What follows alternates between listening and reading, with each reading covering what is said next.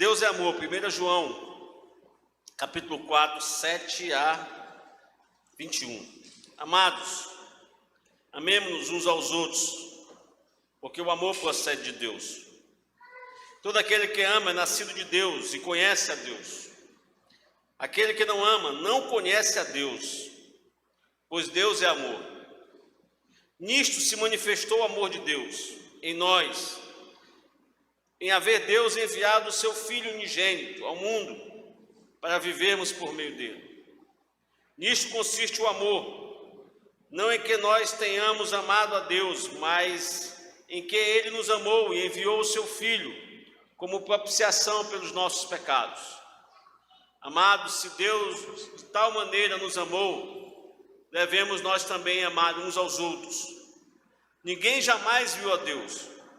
Se amarmos uns aos outros, Deus permanece em nós, e o seu amor é em nós aperfeiçoado. Nisto conhecemos que permanecemos nele, e ele em nós, em que nos deu o seu Espírito.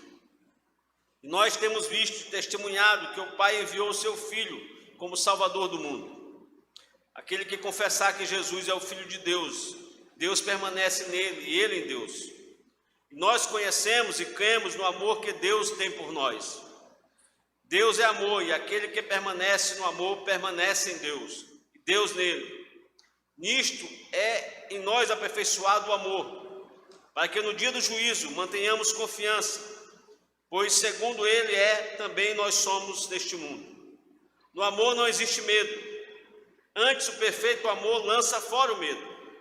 Ora, o medo produz tormento, logo aquele que teme não é aperfeiçoado no amor.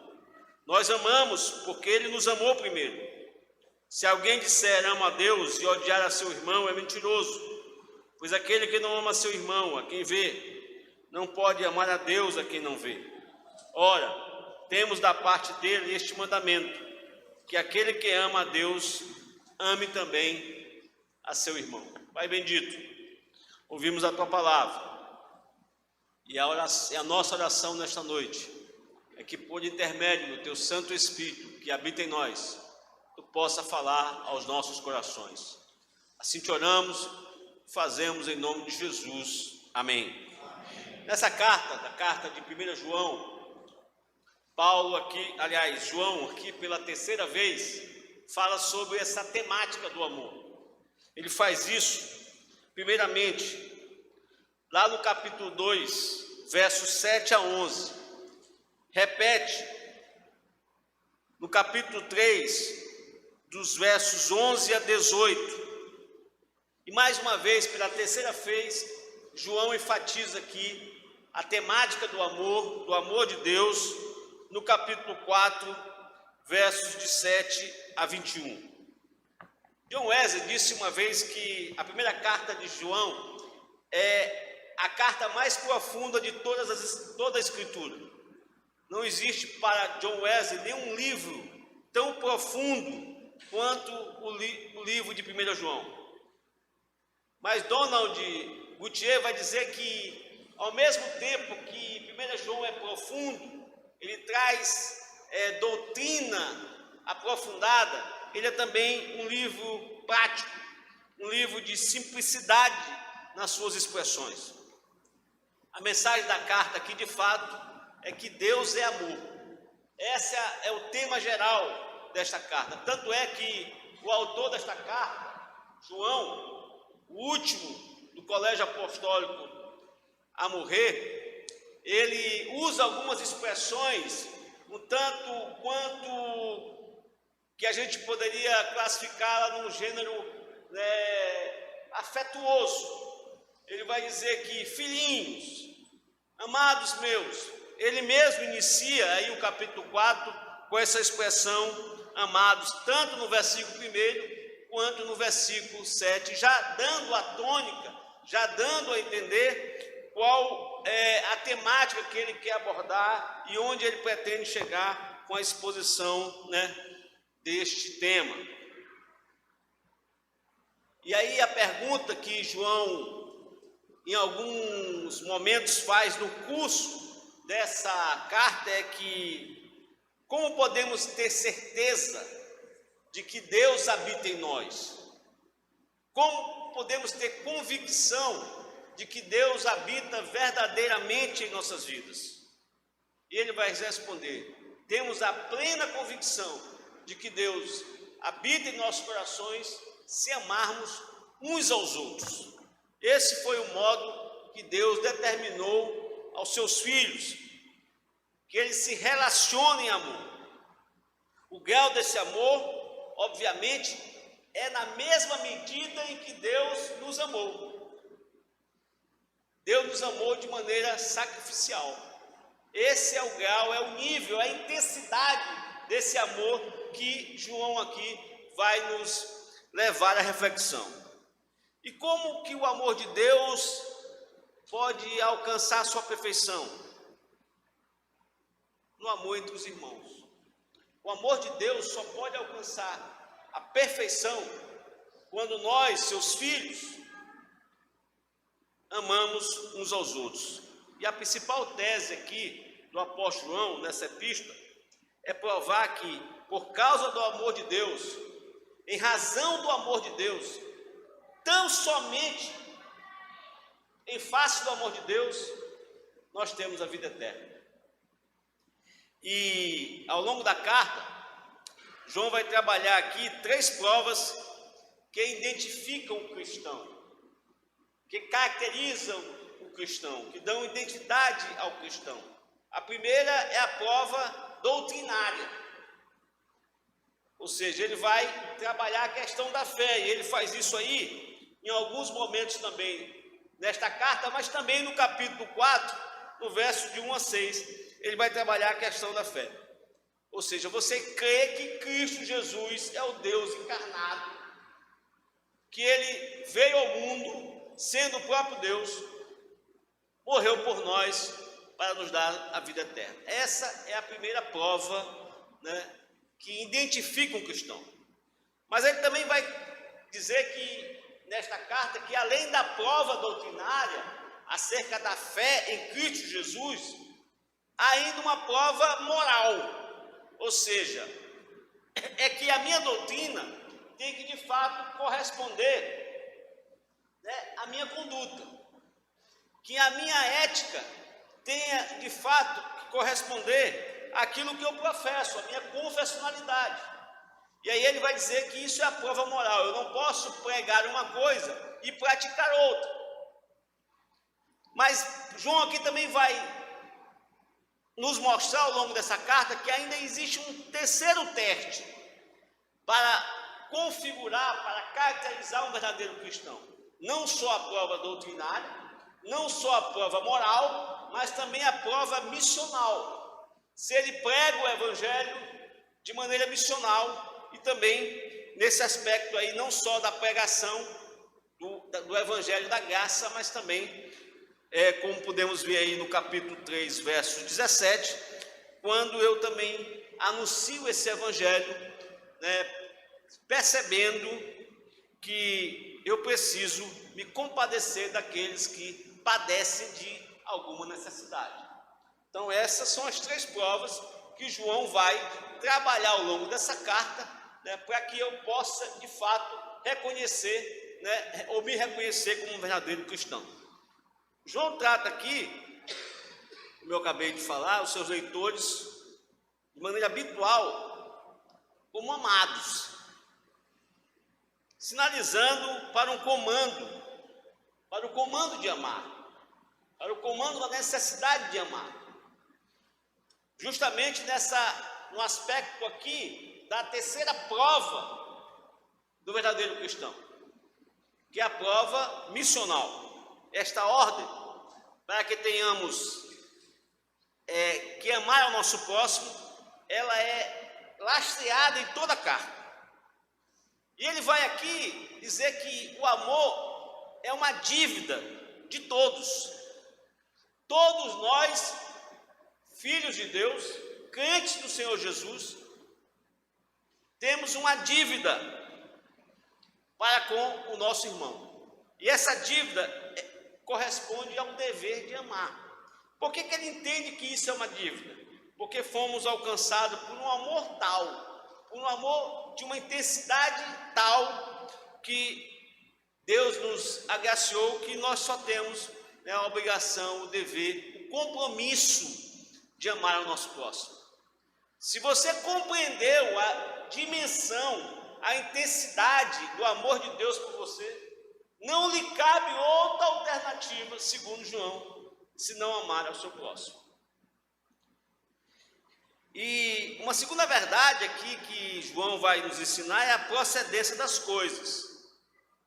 Ele vai dizer que também esse é um tema essencial da carta, é um tema preponderante da carta.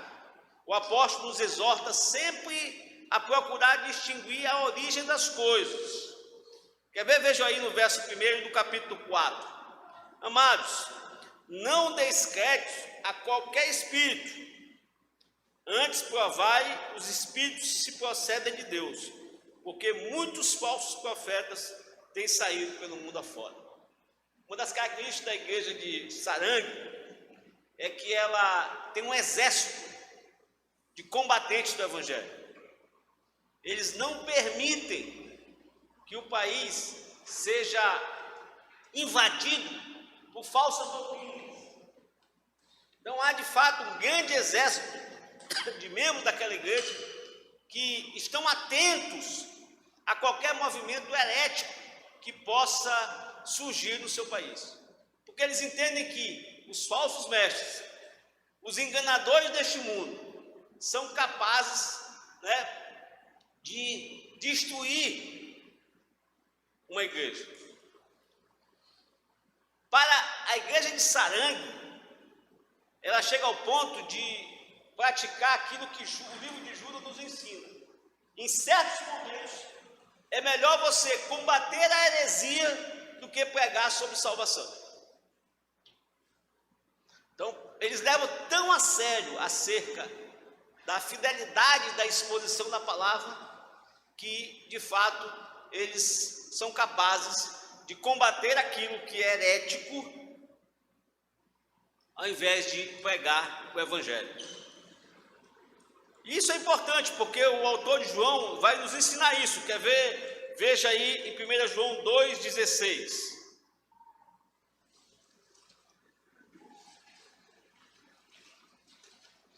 Porque tudo que há no mundo, a concupiscência da carne, a concupiscência dos olhos e a soberba da vida não procede do Pai, mas procede do mundo. Lá também no capítulo 3, verso 8, ele vai dizer: aquele que pratica o pecado procede do diabo, porque o diabo vive pecando desde o princípio. Para isto se manifestou o Filho de Deus, para destruir as obras do diabo. Mais na frente, no verso 10, do capítulo 3, nisto são manifestos os filhos de Deus e os filhos do diabo. Todo aquele que não pratica a justiça não procede de Deus, nem aquele que não ama a seu irmão. Lá no verso 3 do capítulo 4, também há uma orientação acerca da procedência das coisas. Diz lá o verso 3 do capítulo 4: e todo espírito que não confessa a Jesus não procede de Deus. Pelo contrário, este é o espírito do anticristo, a respeito do qual tendes ouvido que vem e presentemente já está no mundo. Então, João aqui vai nos alertar acerca da procedência, da origem, né, das coisas. Que tenhamos cuidado de onde vem o ensinamento que, muitas das vezes, os falsos profetas querem, né, nos persuadir. Mais na frente,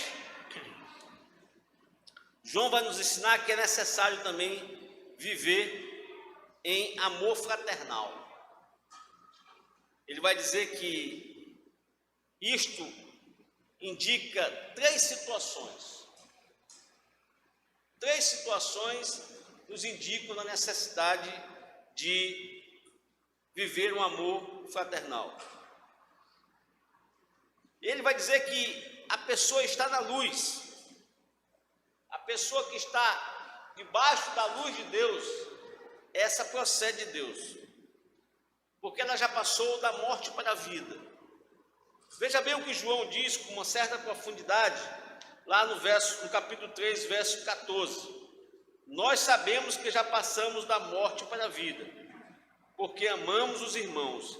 Aquele que não ama, permanece na morte.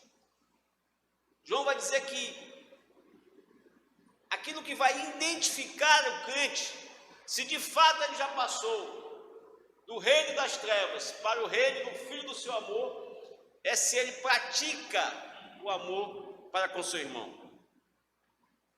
João Calvino afirma que quando alguém separa o amor da fé, é a mesma coisa que querer separar o calor da luz. Não existe fé sem amor. Não existe fé em Cristo Jesus que não desemboque em amor para com o próximo. Por isso que nós temos que de fato entender que, à luz desta carta, que Deus é amor. Apenas 4 vezes no Novo Testamento você vai encontrar uma expressão que identifica acerca do que é, acerca da identidade do nosso Deus. Você vai encontrar que Deus é Espírito, lá no Evangelho de João. Você vai encontrar que Deus é luz, porque Ele se auto-revela. Ele não precisa ser apresentado. Deus se auto-revela a todos nós. Basta olharmos o objeto da sua criação, que somos capazes de perceber de maneira clara e cabal que Deus é o Criador e autor de todas as coisas. Por isso Deus se auto-revela, por isso que Ele é luz.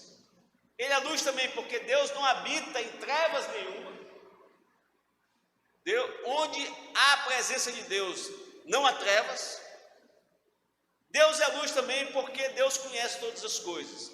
Ninguém pode sucumbir nem fugir dos olhos de Deus. Você pode enganar todo mundo, menos ao Senhor. Ele conhece o nosso coração, conhece a nossa mente, conhece o nosso pensar, conhece o nosso agir. E aí ele vai dizer que também Deus é amor. Uma das características que identifica o nosso Deus é que Ele é amor. E esse amor, ele é caracterizado justamente por Ele ter enviado o seu Filho, por Ele ter se entregue a nós. O amor de Deus, ele se caracteriza justamente por essa ação divina, de se auto-entregar, de enviar o seu próprio Filho, com um propósito específico, para que pudéssemos ter a salvação e a vida eterna. Esse é o propósito, né? Esse é o conceito nato da expressão Deus é amor. Quando eu me debruço nessa expressão, eu preciso entender que essa expressão significa o envio de Deus, do seu próprio Filho, para morrer por nós.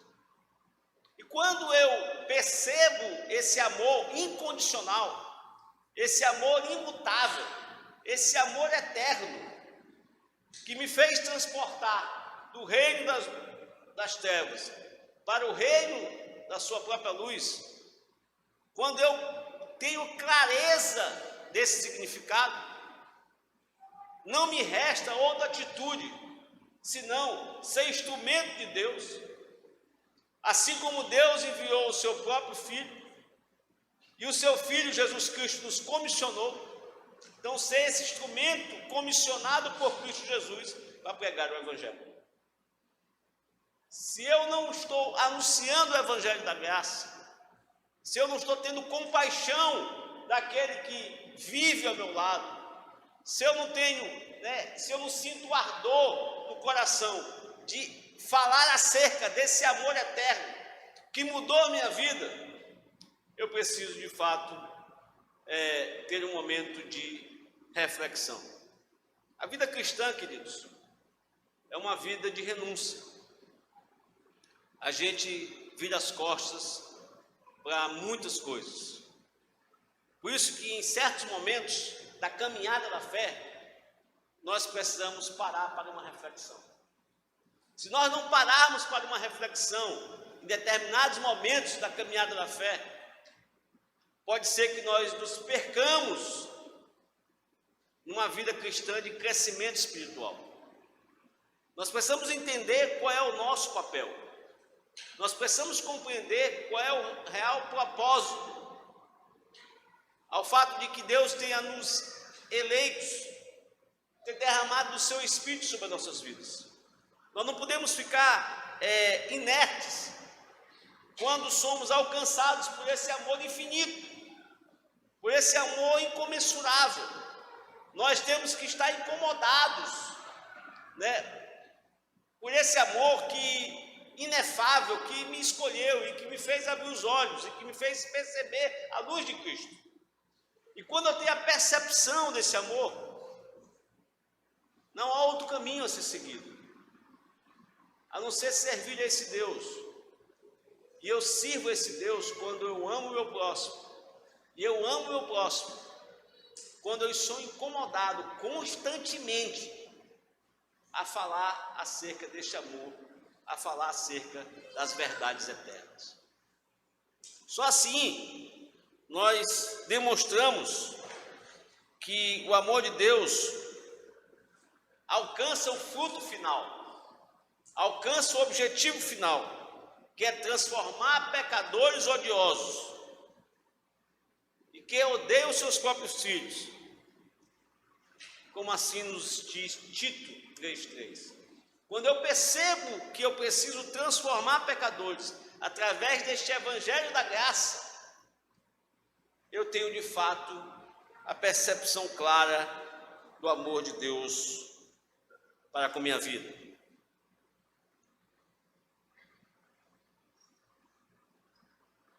O texto aqui que nós acabamos de ler vai nos ensinar 3 verdades. A primeira delas é que nós devemos nos amar uns aos outros. E essa verdade está aí no verso 7 a 10.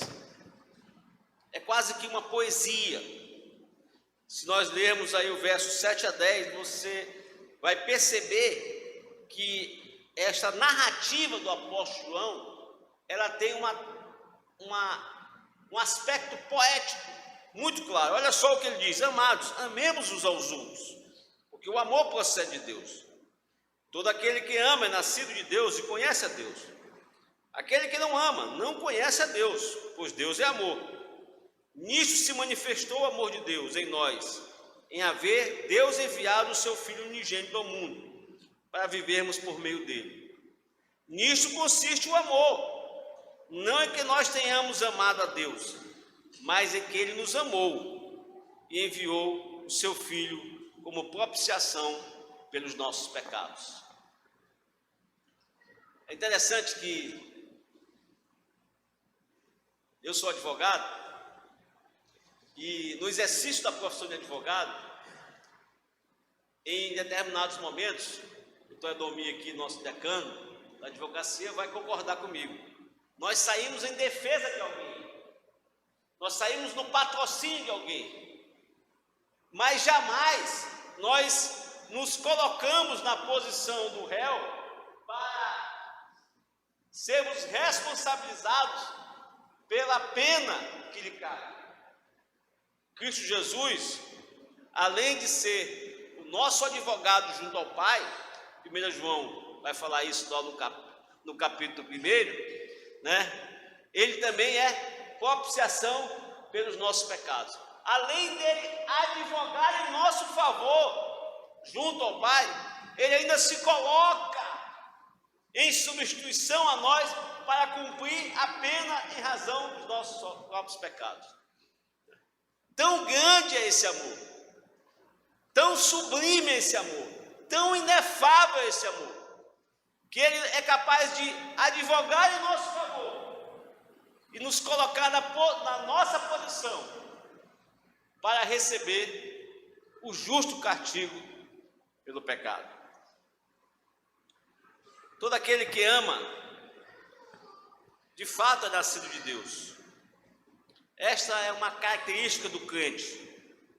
A pessoa que é nascida de Deus, ela decorre de uma janela pela qual o amor de Deus vai brilhar para o mundo. Aquele que é nascido de Deus, ele brilha para o mundo. Porque o crente vai expressar o seu amor ao fazer ao próximo aquilo que ele deseja que seja feito para ele mesmo. Lucas vai dizer que, numa expressão talvez que eu possa dizer que é a lei áurea do cristianismo. Se eu pudesse dizer que existe uma lei de ouro, uma lei suprema acerca do que é o cristianismo, está lá em Lucas 6,31. Quer ver? Abra rapidamente. Lucas 6,31, para que a gente possa, de maneira sumária, entender o que é o cristianismo. Olha o que diz Lucas 6,31.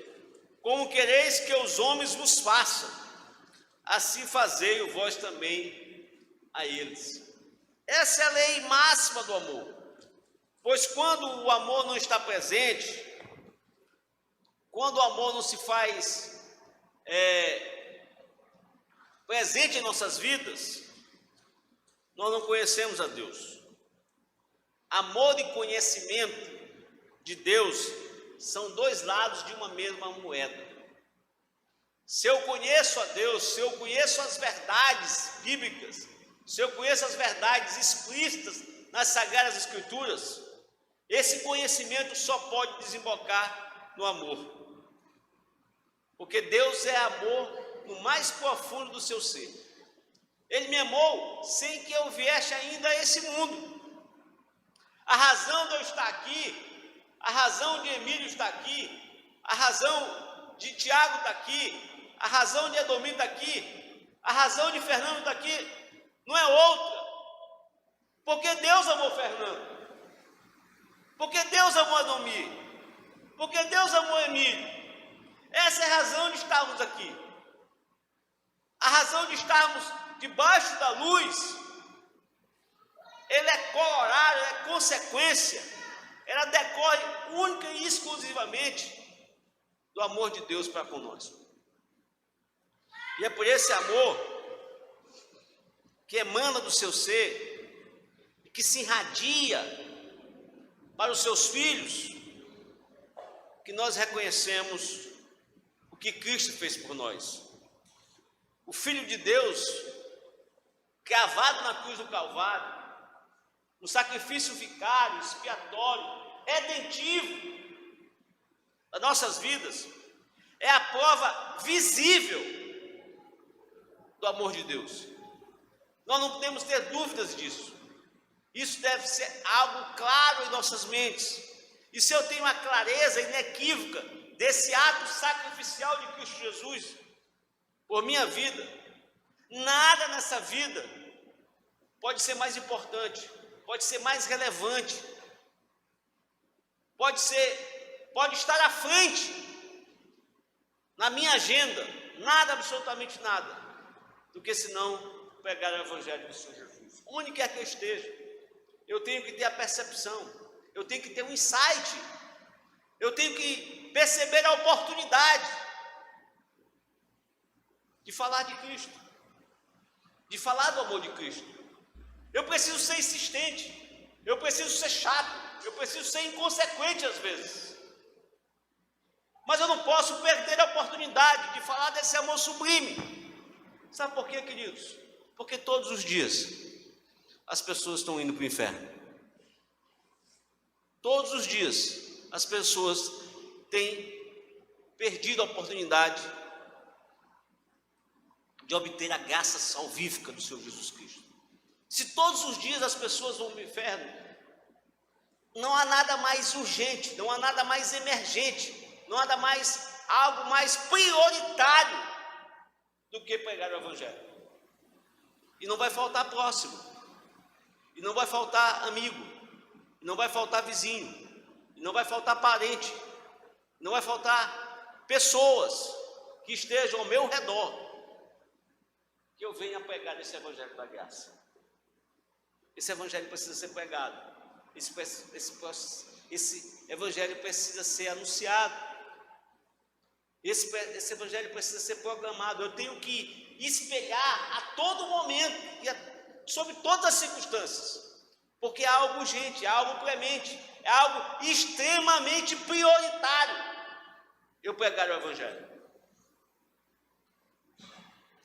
Eu tenho dito em alguns momentos, e não custa repetir, nós temos a capacidade de chorar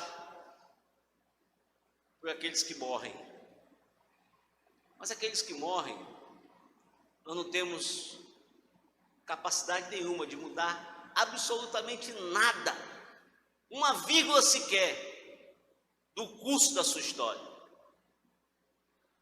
Nós temos que chorar pelos vivos, nós temos que chorar copiosamente pelos vivos, porque neles, sobre eles, ainda resta uma esperança, a esperança deles serem alcançados por esse evangelho salvífico e glorioso. Por isso há uma necessidade premente, uma necessidade intermitente, a todo tempo, de eu pregar esse evangelho demonstrando esse amor que invadiu o meu coração, que invadiu a minha vida. Mas na frente, o autor da carta de João, o apóstolo João, vai dizer que nós precisamos permanecer em Deus. Ele vai dizer que, amados, se Deus, verso 11,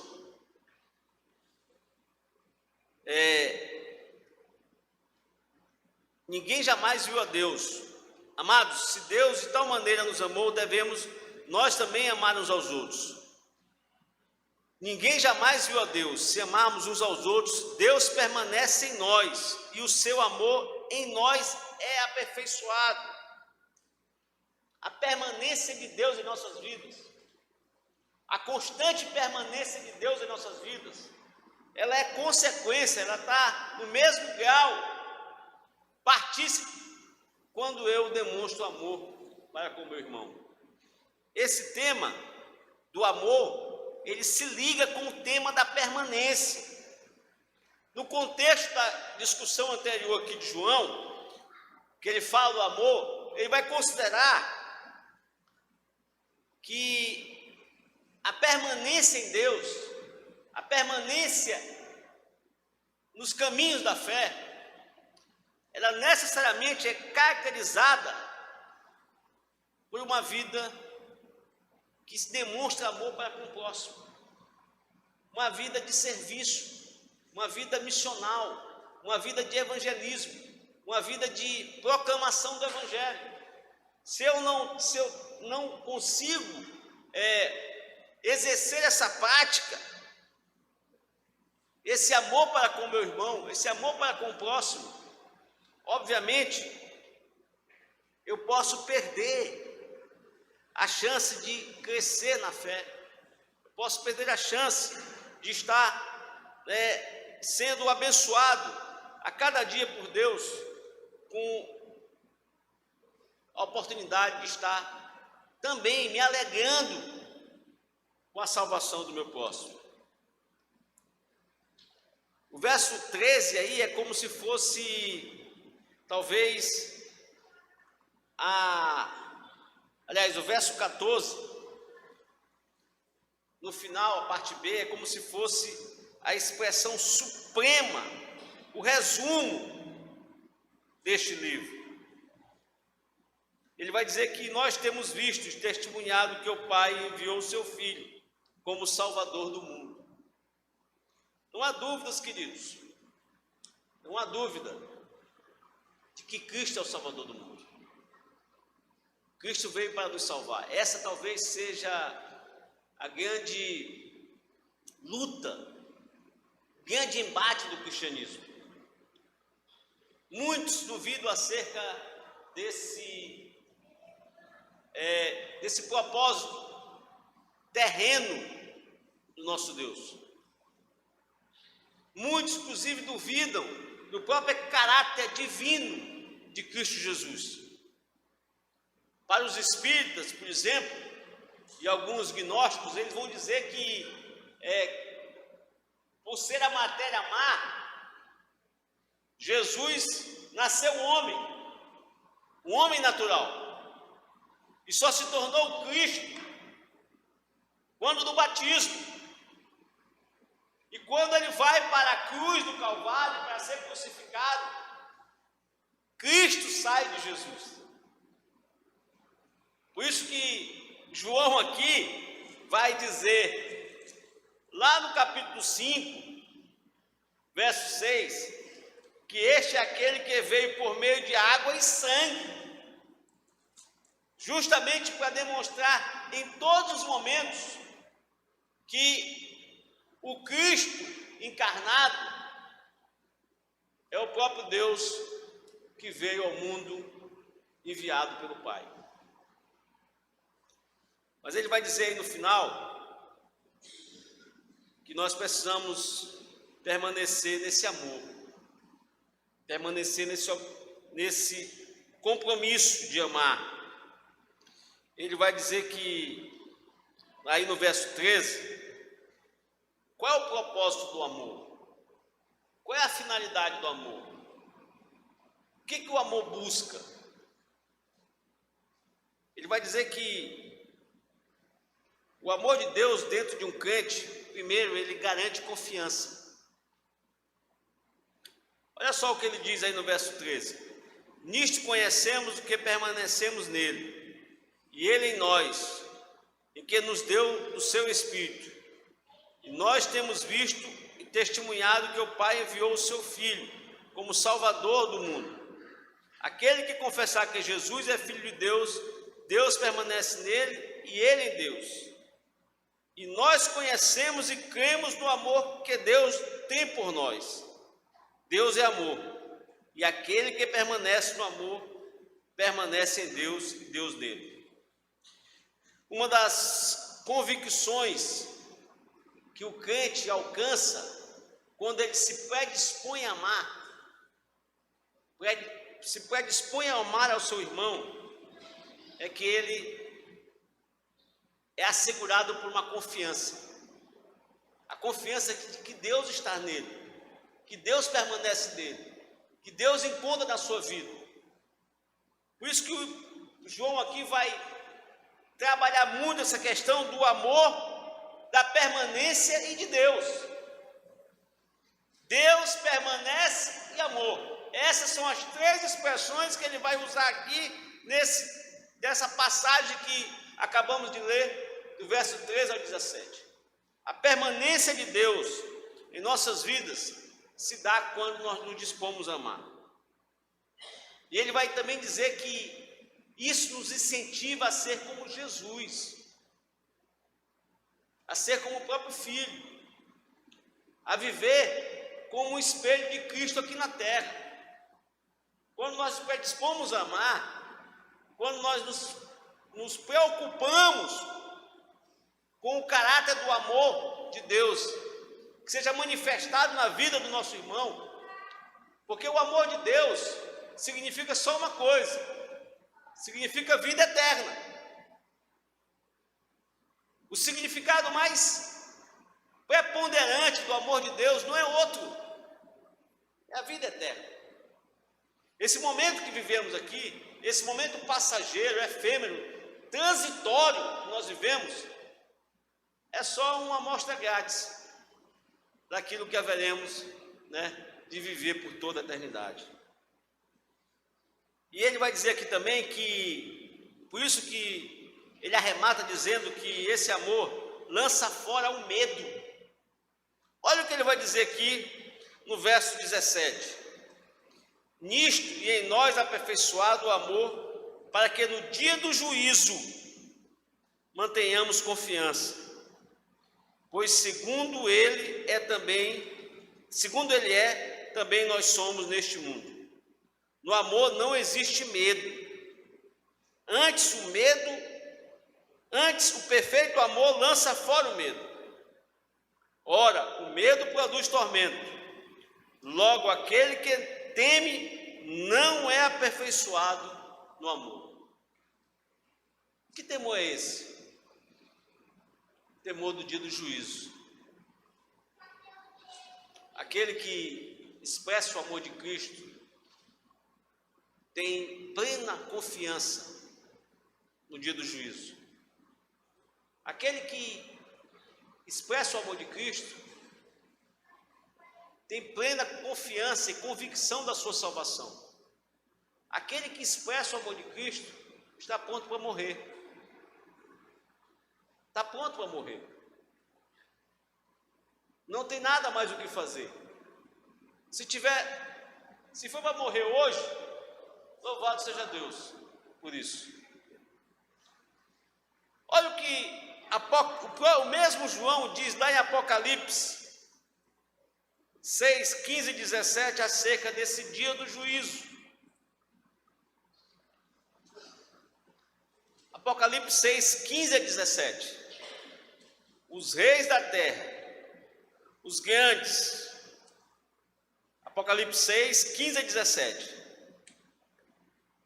Os reis da terra, os grandes, os comandantes, os ricos, os poderosos, e todo escravo e todo livre, se esconderam nas cavernas, nos penhascos, dos montes, e disseram aos montes e aos rochedos: caia sobre nós, e escondei-nos da face daquele que se assenta no trono e da ira do Cordeiro.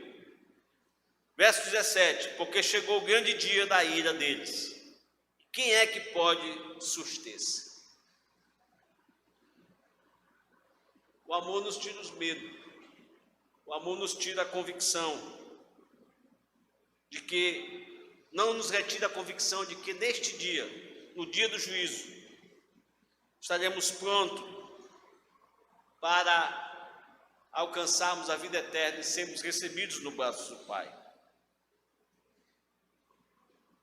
O verso 18, aliás, o verso 19, vai dizer aqui, já arrematando, que o ser humano jamais pode afirmar que o seu amor por Deus é anterior ao amor de Deus por ele. Jamais podemos afirmar. Nunca podemos afirmar que o nosso amor é anterior ao amor de Deus por nós. Olha o que diz o verso 19: nós amamos, porque Ele nos amou primeiro.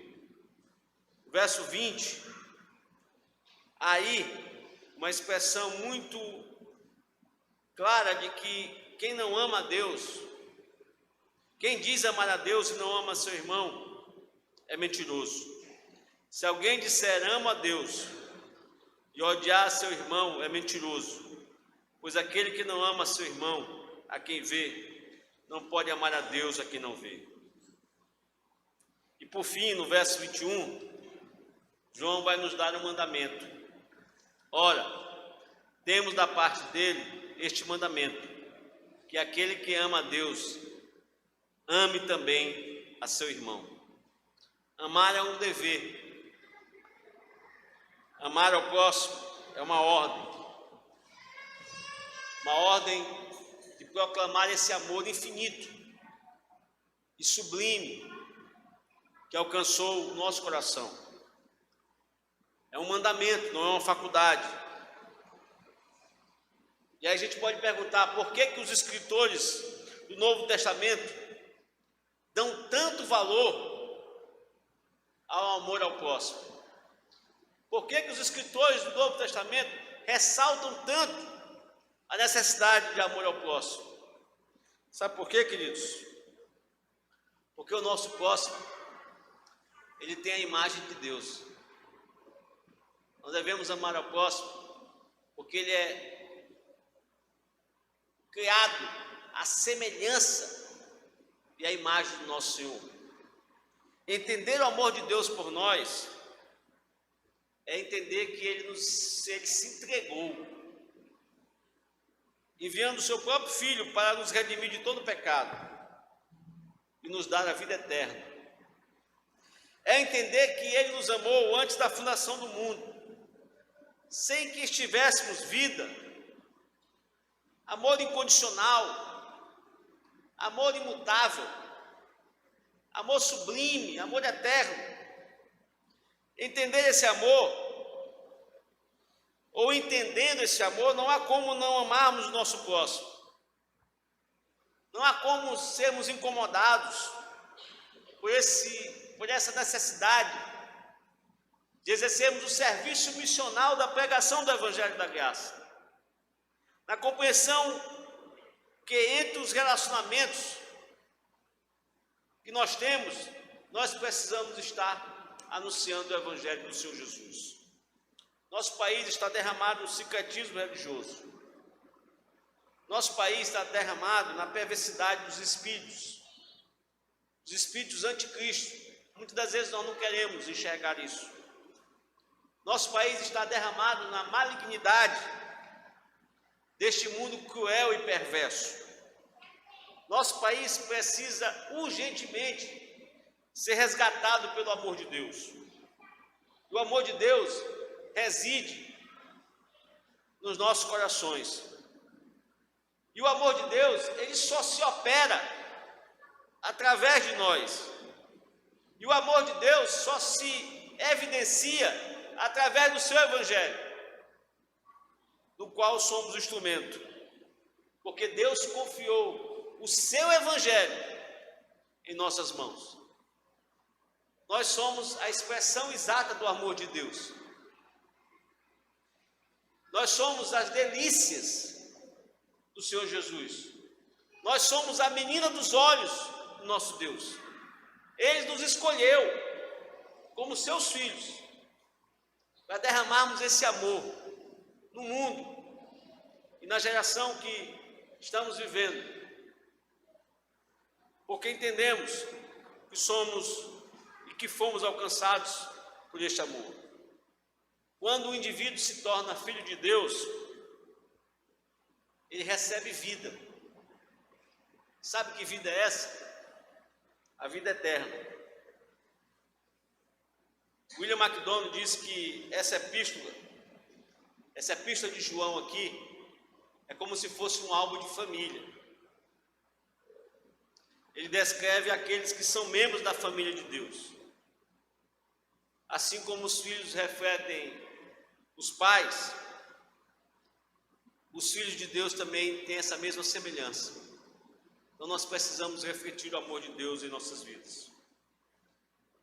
Por isso nós podemos afirmar que o destino do nosso país, o destino da nossa geração, é diretamente proporcional à nossa capacidade de amar. Se nós não tivermos a capacidade de amar a nossa geração, o nosso país estará fadado ao fracasso. John MacArthur diz que não há caráter algum no amor sem a verdade, porque amor sem a verdade é hipocrisia. Mas ele também diz uma coisa muito forte. Ele vai dizer que não há honradez alguma em só deter a verdade sem o amor, porque ele não passa de uma brutalidade. Quando não amamos ao nosso próximo, somos como brutos, porque somos incapazes de derramar esse amor que Deus depositou em nossos corações. Deus nos abençoe, meus irmãos. Louvado seja Deus por sua palavra. Amém.